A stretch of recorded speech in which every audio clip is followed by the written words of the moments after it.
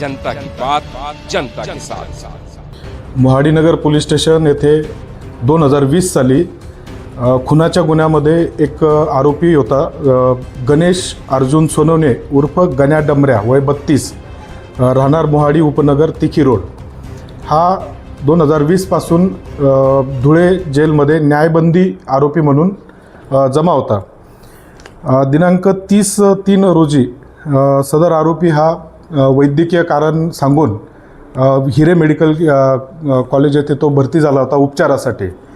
त्यावेळी त्याने तिथली परिस्थितीचा फायदा घेऊन तिथून पलायन केलेलं होतं आणि तो फरार झालेला होता। माननीय पोलीस अधीक्षक श्रीकांत दिवरे सर व अपर पोलीस अधीक्षक अजय देवरे सर यांनी स्थानिक गुन्हे शाखा तसेच मोहाडी नगर पोलीस स्टेशन, धुळे शहर पोलीस स्टेशन व आजूबाजूतील जिल्ह्यातील नियंत्रण कक्ष येथे माहिती सादर केली की सदर आरोपी याला ताब्यात घ्यावे व पुढील कारवाई करावी। स्थानिक गुन्हे शाखा पथकातील पोलीस उपनिरीक्षक चेतन मुंडे व त्यांच्या पथकास सदर आरोपी हा मोहाडी नगर येथे येणार असल्याबाबतची गोपनीय माहिती मिळाली। त्याप्रमाणे चेतन मुंडे व त्यांची पूर्ण टीम ही त्या ठिकाणी रवाना झाली व त्यांनी त्या ठिकाणी छापा टाकून सदर आरोपी याला ताब्यात घेण्याचा प्रयत्न केला।